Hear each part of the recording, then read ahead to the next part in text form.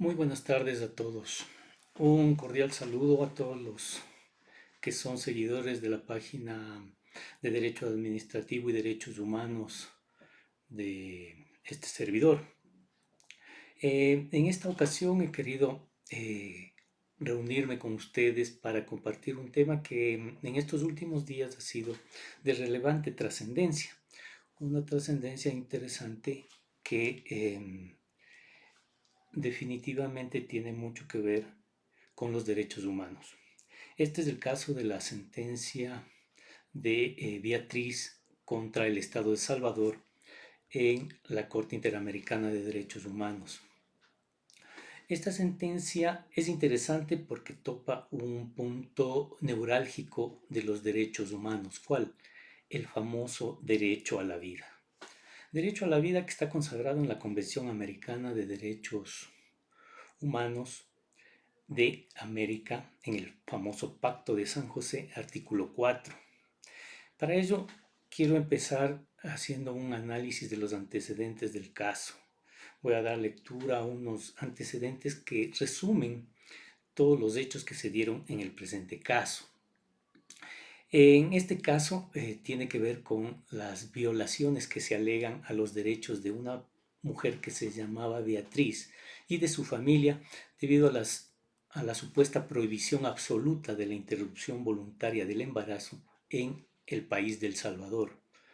Hay que tener en cuenta que El Salvador tiene en su constitución la prohibición de cualquier acto que interrumpa el embarazo o el famoso conocido aborto, que en términos mundiales se le conoce con el eufemismo de la interrupción del embarazo. Eh, Esto ha hecho que exista o se ha indicado que existe la posibilidad de acceder a una interrupción legal, temprana y oportuna al tratarse de una situación de un alegado riesgo de la vida, salud e integridad personal.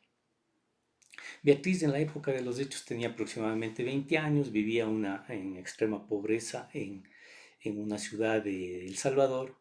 Se le diagnosticó lupus eritematoso sistemático, nefropatología lupítica y artritis reumatoide. Es decir, tenía unos elementos base de enfermedad. Beatriz quedó embarazada por primera vez en el 2011 con, con estos problemas de base y durante su primer embarazo tuvo que ser hospitalizada en varias ocasiones. Cabe tener presente que en este momento Beatriz no deseaba que se le realizara ninguna actividad que impida su fertilidad, es decir, ella deseaba tener otro hijo en el futuro.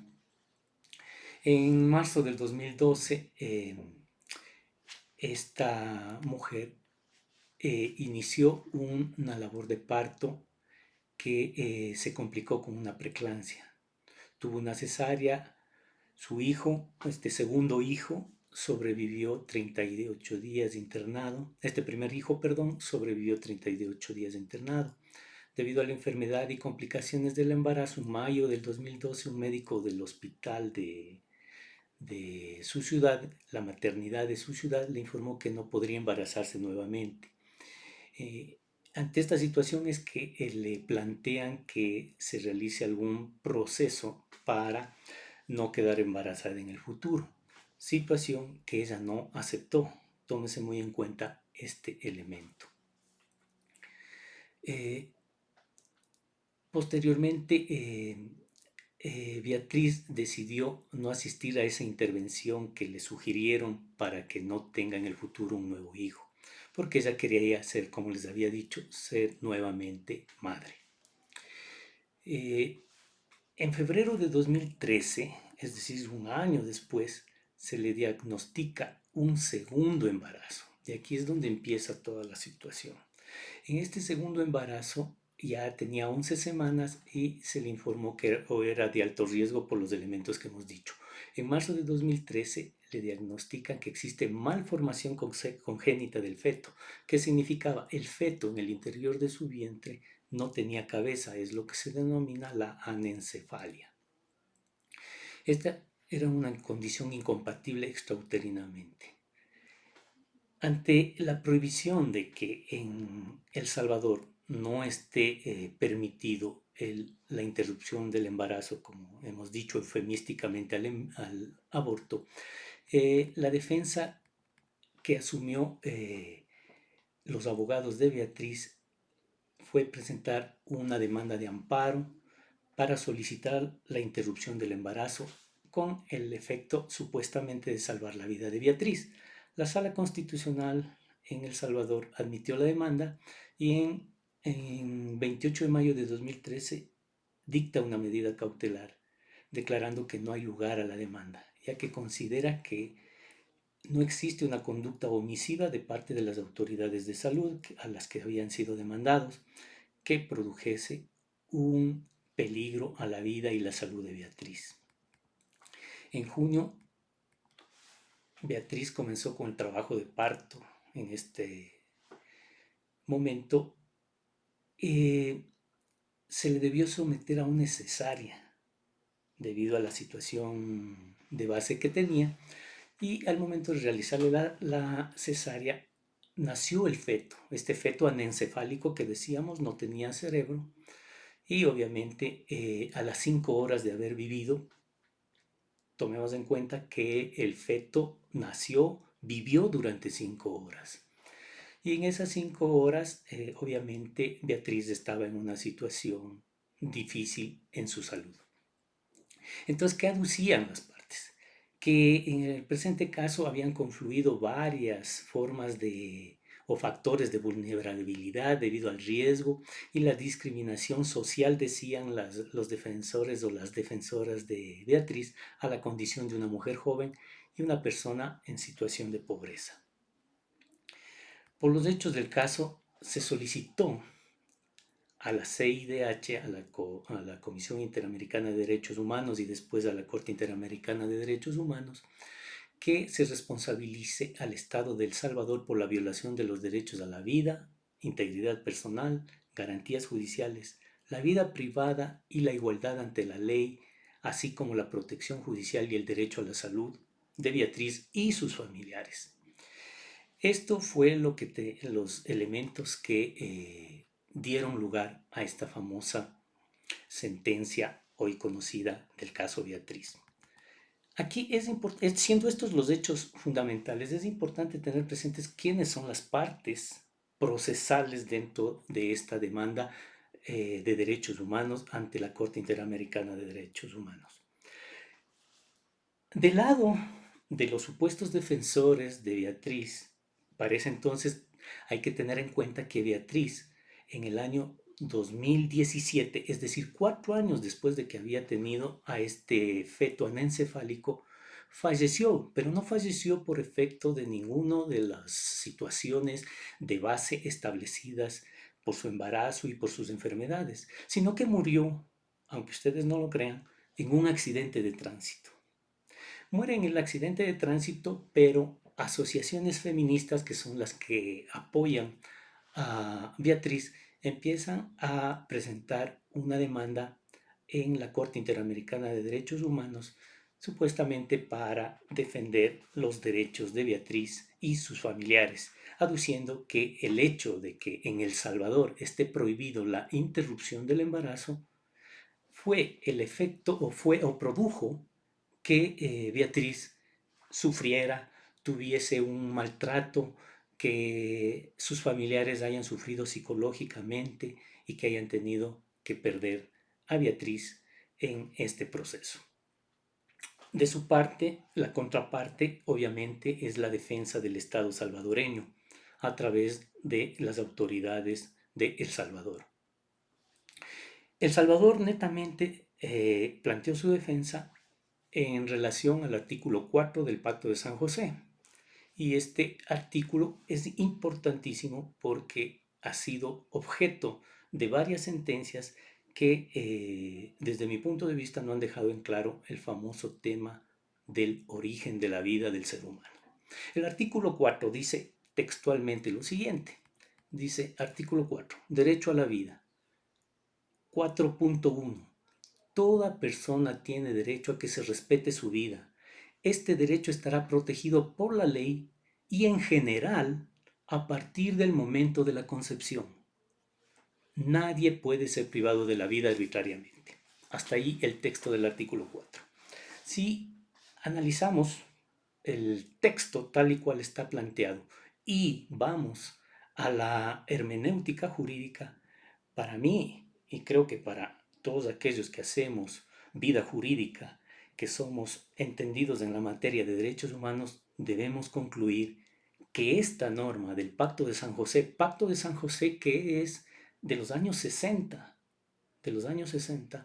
plantea que la vida del ser humano debe ser defendida desde la concepción. Aquí hago un paréntesis, porque debemos tener presente que cuando hablemos de estos aspectos y de estos temas, hay que tener presente no solo aspectos de orden jurídico, porque aquí las leyes no nos sirven para entender la complejidad de la problemática. ¿Por qué? Porque esta complejidad, esta problemática requiere que hagamos la intelección de ciertos elementos de orden biológico, embriológico y obviamente de salud. Y digo esto porque este artículo ha sido objeto en sentencias anteriores también de cierto análisis por parte de la misma Corte Interamericana. En el caso sobre todo Artavia Murilla contra Costa Rica. En el caso que nos ocupa, el, las asociaciones feministas que apoyaban a Beatriz lo que buscaban es que la Corte Interamericana declare al aborto o a la interrupción del embarazo como un derecho humano de las mujeres. En contraparte o en contraposición, el Estado salvadoreño estaba defendiendo la posición de que, según este artículo, el derecho a la vida inicia desde la concepción y debe ser precautelado. ¿Qué significaba esto? Al final, el Estado salvadoreño decía que la protección del derecho a la vida debía ser tanto de la madre como del feto o del ser humano que se está desarrollando en su interior. Visto esto, hay que tener presente, como les decía, que el análisis de este derecho no puede quedar en el simple análisis jurídico o la interpretación que puedan hacer los jueces y abogados respecto al inicio, al punto de inicio de la vida de un ser humano. Aquí tenemos que ayudarnos de elementos científicos que nos hagan entender cuándo inicia la vida. Aquí debo mencionar, por ejemplo, que en el caso que les había mencionado, el caso Artavia Murillo contra Costa Rica, fue un caso relativo a la inseminación in vitro, en donde se discutía que en Costa Rica estaba prohibida la inseminación artificial y que muchas familias no podían acceder al derecho a formar una familia porque no se les permitía o no se les daba acceso a este tipo de tratamiento médico. En el caso Artavia, lo que terminó diciendo la Corte Interamericana es que este artículo, el artículo 4 que les había leído hace un momento, al hablar del inicio de la vida, terminó diciendo lo siguiente. El cigoto, que es el producto de la unión del espermatozoide con el óvulo, al unirse forman un cigoto. Y este cigoto, según la ciencia, en la ciencia a esta unión se la llama singamia o concepción, como lo menciona el artículo 4.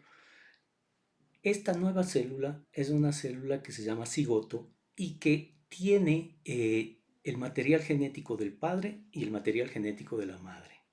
Por lo tanto, esta nueva célula tiene un material genético totalmente diferente del padre y de la madre. Y eso no lo digo yo como abogado, sino que lo dicen los científicos, los biólogos, lo dicen los embriólogos y los perinatólogos. Y de hecho, ustedes pueden revisar, yo fui a revisar un artículo de, de la doctora Natalia López Moratala, que se denomina La realidad del embrión humano en los primeros 15 días de vida.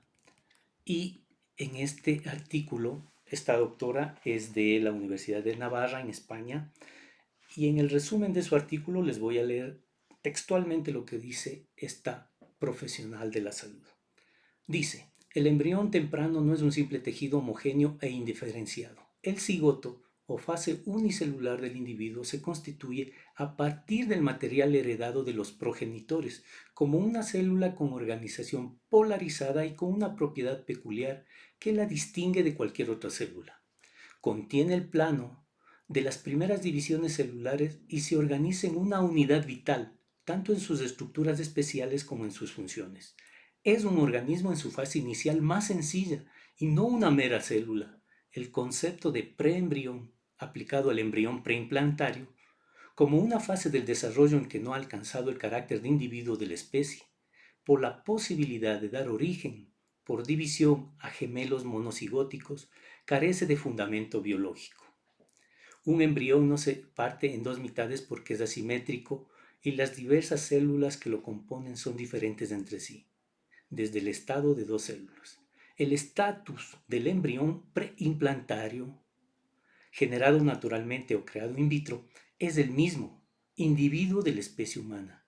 In vitro disminuye drásticamente la capacidad de un correcto desarrollo, en simbiosis armonizada con la madre, pero no significa menor humanidad, sino que siendo un ser humano se lo ha generado y situado en unas circunstancias en las que la capacidad de seguir viviendo está limitada.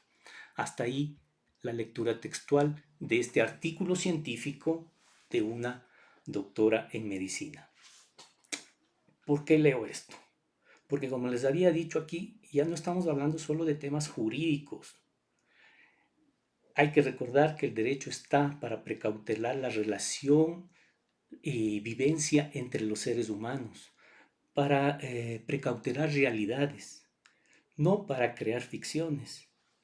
Y en ese sentido, tomando en cuenta lo que hemos leído de un artículo científico, como habíamos visto, este artículo científico de la doctora Natalia López es del año 2004, es decir, mucho tiempo después de la fecha en que se emitió el Pacto de San José o Convención Americana de Derechos Humanos, lo que nos hace ver que con el avance de la ciencia más bien se ha ido asentando y corroborando el criterio de que el punto de inicio de la vida del ser humano está en la concepción o singamia que se produce en el interior de la mujer. Siendo ese el punto de origen, lo que la sentencia Artavia Murillo dejaba en claro es que el derecho a la vida era un derecho progresivo. Según esa sentencia, a partir de la implantación empezaba a incrementarse el derecho que tenía el ser humano. Desde nuestro punto de vista, mi punto de vista muy particular, considero que acogiendo lo que dice la ciencia en el momento actual y las investigaciones que se están haciendo, el origen de la vida está cuando se ha producido la singamia o concepción, es decir, de la unión de los dos gametos, y de ahí podemos decir, y estaríamos de acuerdo con la sentencia Artavia Murillo, en que el derecho a la vida sigue siendo progresivo, porque efectivamente el ser humano en sus primeras etapas es dependiente de la madre, dependiente en su alimentación, en su estado de vida, está dependiente de la madre, pero la madre no es dueña de ese ser humano. Veamos incluso que después de nacido, el ser humano requiere los cuidados de su madre, de sus padres para poder sobrevivir. Un niño recién nacido tiene muy pocas probabilidades de vivir fuera de un ambiente del cuidado materno.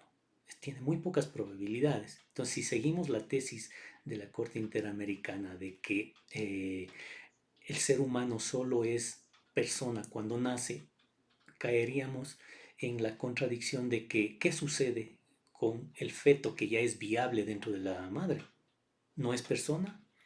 Bueno, dejando de lado estas digresiones, sí debemos tener presente que al hablar del derecho a la vida es necesario que la misma Corte Interamericana tome un criterio claro y no se quede en las ambigüedades que nos ha dejado en este momento, más aún con esta sentencia.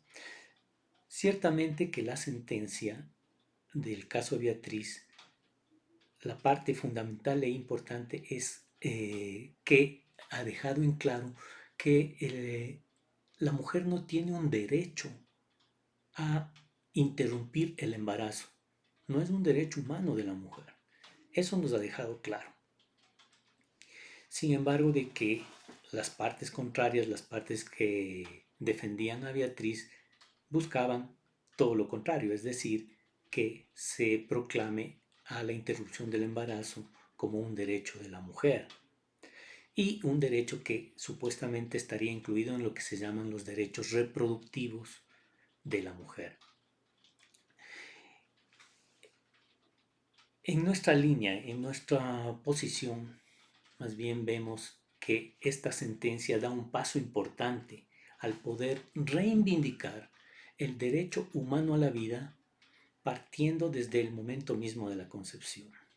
E incluso deberíamos pensar que en términos jurídicos existe el principio pro homine, principio que nos dice lo siguiente: en caso de que existan interpretaciones diversas sobre un punto de derecho, sobre todo en lo que tiene que ver con derechos humanos, siempre debe el intérprete acoger el criterio o la opción que garantice de mejor manera, así sea en exceso, el derecho humano, que garantice el cuidado de ese derecho humano. Entonces, si ponemos por un lado lo que decía el caso Artavia y que se quería que se consolide con esta sentencia la posición de los defensores de Beatriz respecto a que el derecho de la mujer a interrumpir el embarazo es un derecho humano, versus la interpretación del Estado salvadoreño acogiendo lo que dice el artículo 4 de la Convención Americana de Derechos Humanos, en que defiende el hecho de que la vida debe ser defendida desde la concepción, salvo casos excepcionales en que haya oposición de derechos entre el derecho de la vida de la madre y el derecho de vida del nasciturus.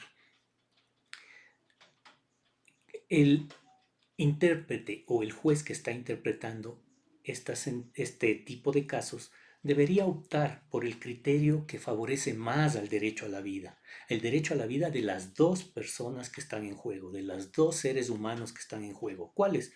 La madre y el feto, el embrión o el cigoto, como queramos llamarlo, que está desarrollándose en el interior de la madre.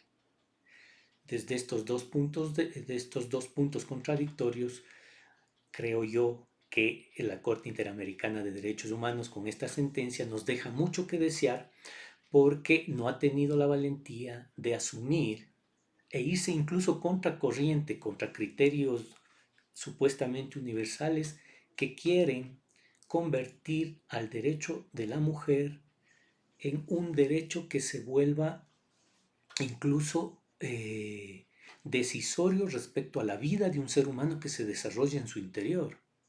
Eso, desde mi punto de vista muy humilde, significa el que un ser humano tiene el poder de decidir sobre el derecho a la vida de otra persona y más aún el derecho a la vida de su hijo. Con este análisis quiero entrar a hacer el análisis de la decisión misma en el caso Beatriz.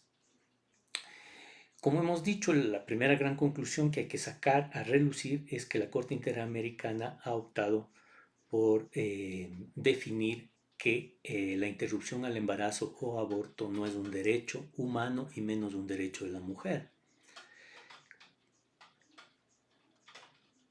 También deberíamos decir que le queda a la Corte Interamericana de Derechos Humanos el ejercicio de analizar cuál es la forma de defender el derecho a la vida desde la concepción respecto a tanto el cigoto, al embrión, no solo implantado, sino al cigoto, desde el momento de la singamia, desde el momento de la concepción.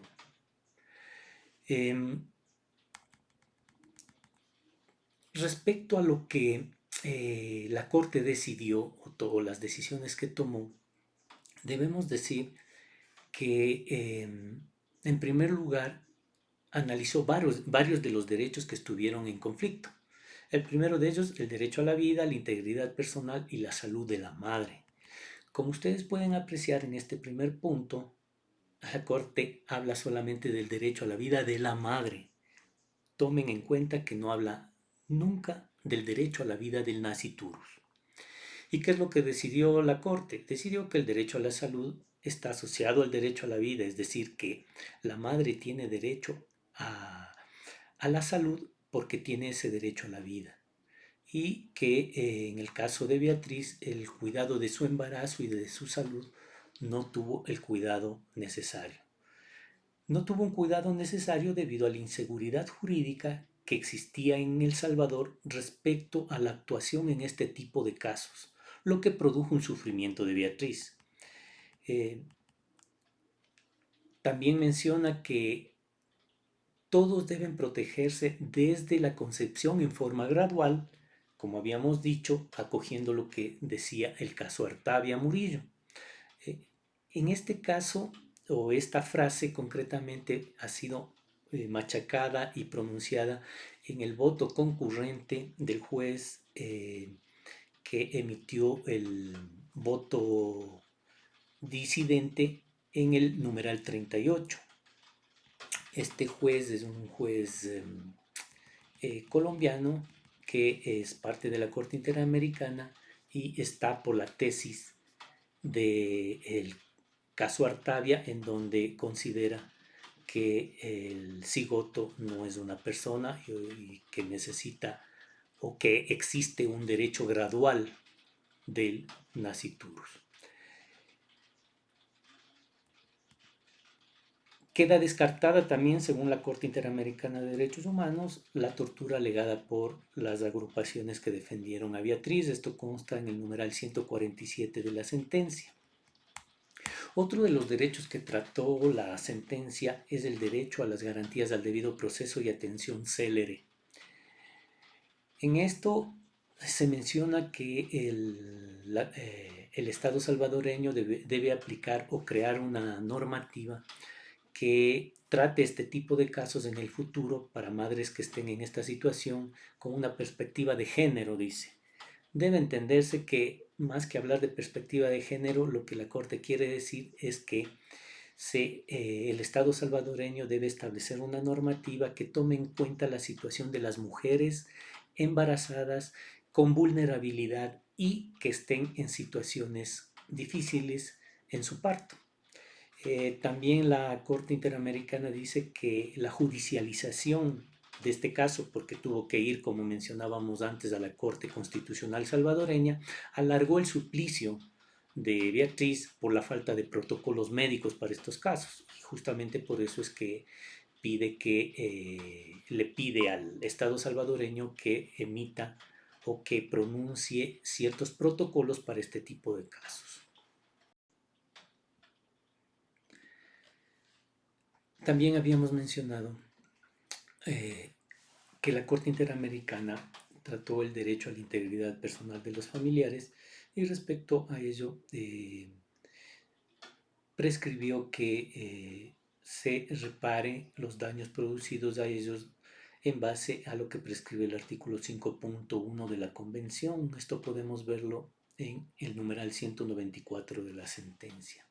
Producto de ello, la Corte establece que el Estado de Salvador tiene que realizar algunas reparaciones de orden médico y psicológico a los familiares, también medidas de satisfacción, como es la publicación de esta sentencia en las páginas web del Ministerio de Salud de El Salvador, medidas de no repetición.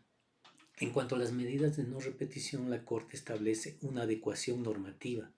Dispone que El Salvador realice en su legislación interna lo siguiente. Les voy a leer textualmente el numeral 212 de la sentencia. Dice: En consecuencia, este tribunal considera pertinente que el Estado adopte, en el plazo de un año contado a partir de la notificación de la presente sentencia, todas las medidas normativas necesarias para brindar directrices y guías de actuación al personal médico y judicial frente a situaciones de embarazos que pongan en riesgo la vida y salud de la mujer. El Estado puede cumplir con esta medida a través de la adecuación de los protocolos existentes, la emisión de un nuevo protocolo o cualquier otra medida normativa que garantice la seguridad jurídica en la atención de situaciones como las del presente caso. En la elaboración de esta medida, el Estado deberá adoptar una perspectiva de género y deberá tomar en cuenta los estándares desarrollados por la jurisprudencia de la Corte. Hasta ahí la cita textual. Cabe mencionar que el juez Humberto Sierra Porto, que es un juez colombiano, como les decía, que es parte del tribunal, en su voto concurrente hace algunas menciones a esta posición que yo les decía derivada de la sentencia Artavia Murillo, que no fueron tomadas por la mayoría de la Corte. Y entre ellas voy a destacar algunas que me parecen importantes por la gravedad, digamos, del criterio. En el numeral 30 de este voto concurrente, Humberto Sierra dice: asimismo, el tribunal no tomó en consideración que esta imposibilidad de tomar decisiones sobre su propio cuerpo, especialmente cuando esto resultaba necesario también para proteger su vida e integridad y con conocimiento de la inviabilidad de la vida del feto, es una carga que no se impone a las mujeres que acuden a hospitales privados en El Salvador. En este sentido, son inaceptables los argumentos del Estado según los cuales el feto debía tener una protección especial por su condición de niña con discapacidad, si bien en virtud de la protección gradual e incremental del derecho a la vida, el feto contaba con cierto grado de protección. Este no se asimila al de una niña con discapacidad, dado que era incuestionable su incompatibilidad con la vida extrauterina. Esto consta en el párrafo 47 del voto concurrente. En el numeral 38 de este mismo voto concurrente dice este juez: desde el caso Artavia Murillo versus Costa Rica, la Corte ha sostenido que en el marco de la Convención Americana, la protección de la vida desde la concepción no puede ser absoluta, admite excepciones y en todo caso debe ser gradual e incremental. Concretamente, el tribunal ha indicado que la Corte ha utilizado los diversos métodos de interpretación, los cuales han llevado a resultados coincidentes en el sentido de que el embrión no puede ser entendido como persona para efectos de este artículo 4.1 de la Convención Americana. Asimismo, luego de un análisis de las bases científicas disponibles, la Corte concluyó que la concepción, en el sentido del artículo 4.1, tiene lugar desde el momento en que el embrión se implanta en el útero, razón por la cual antes de ese evento no habría lugar a la aplicación del artículo 4 de la Convención. Además, es posible concluir de las palabras en general que la protección del derecho a la vida con arreglo a dicha disposición no es absoluta, sino es gradual e incremental, según su desarrollo, debido a que no constituye un deber absoluto e incondicional, sino que implica entender la procedencia de excepciones a la regla general. Creo que de esta interpretación del derecho a la vida, en conjunto con los derechos a la integridad personal, a la libertad, a la vida privada y en definitiva, como máxima de protección de la dignidad humana, se deriva que nadie puede ser obligado a privilegiar la vida de otro por sobre la propia. Esto incluye a las mujeres en estado de embarazo que se encuentran en riesgo por causa de este. Hasta ahí la cita de este voto concurrente de este juez. Como ustedes pueden ver en este voto concurrente, el juez ha tratado de ir por la línea de decir que el nasciturus no tiene un derecho a la vida. Y esta sería la posición que quiere abrir la puerta para que la interrupción por el embarazo sea una norma general y que sea incluso obligatoria para los estados, que contradice la otra posición que mencionamos, en la cual me incardino, respecto a que el derecho a la vida en términos científicos, inicia desde la concepción o singamia y por lo tanto desde ese momento debe ser protegida gradualmente. Y en eso estoy de acuerdo con Artavia Murillo. Debe ser protegida gradualmente, pero desde ese momento, como dice el artículo 4.1, desde la concepción. El error de la sentencia Artavia Murillo es que ha cambiado el concepto de concepción o singamia al concepto de implantación del embrión. Si el pacto de San José hubiese querido entender que el derecho a la vida inicia desde la implantación, lo hubiera dicho así, desde la implantación, pero no lo dice así, dice desde la concepción. Y ojo, nuestra Convención Americana de Derechos Humanos de los años 60 es la única en el mundo que establece que el derecho a la vida inicia en la concepción, como hoy la ciencia lo ha corroborado. Tanto la Declaración Universal de Derechos Humanos como la Declaración de Derechos de la Unión Europea no establecen esta condición. Únicamente dicen que toda persona tiene derecho a la vida cuando habla del derecho a la vida. La diferencia con nuestro artículo 4.1 es la protección totalmente genérica respecto al ser humano desde cuando inicia en términos biológicos y científicos, es decir, cuando gameto masculino y gameto femenino se unen, producen la singamia y, como lo dice la ciencia, empieza la nueva vida.